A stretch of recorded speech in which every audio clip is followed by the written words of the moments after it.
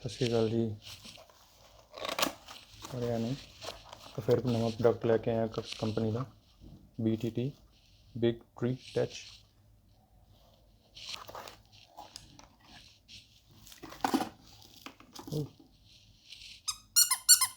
Gift rubber ducky. ਇਹਦੇ ਵਿੱਚ ਆਪਣੀ डिस्प्ले है।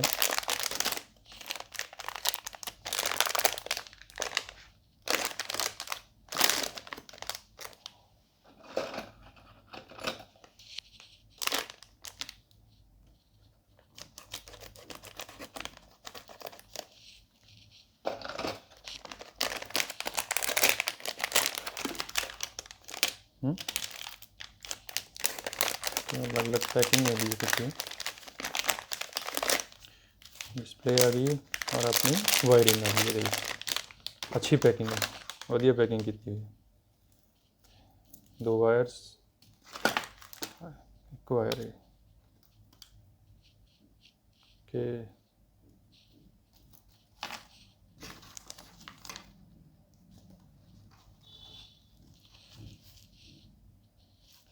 वधिया क्वालिटी की display, heavy weight.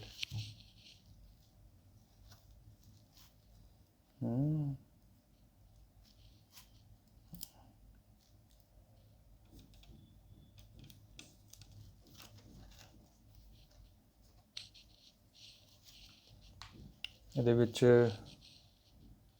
Like BIGTREETECH 4.3 version 3 4.3 inch एक डायगोनल,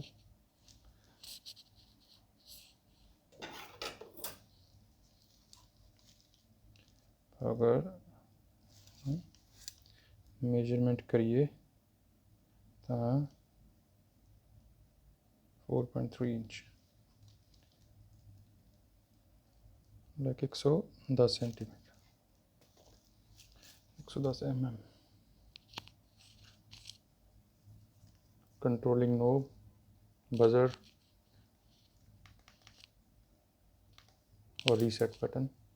बैक ते फंक्शन है जी USB,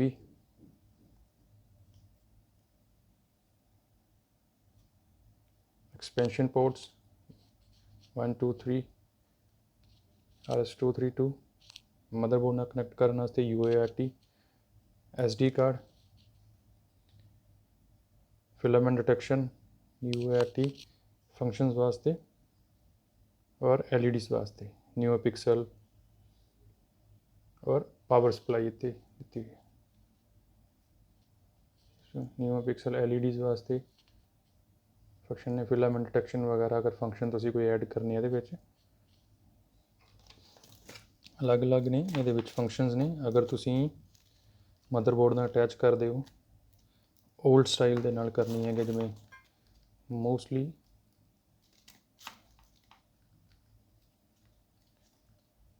होंदे ने। अगर तुसी एमुलेशन वगैरह वाली डिस्प्ले यूज़ करनी भी यूज़ करके दिखावांगे अगली वीडियो में। और अगर तुसी सीधा डायरैक्ट यूज़ करनी हैगी है तो सिर्फ प्लग इन करना और अपने motherboard they which plug in करना पूरा डायरैक्ट कनैक्शन वास्ते, टच और ये रीसैट बटन वास्ते।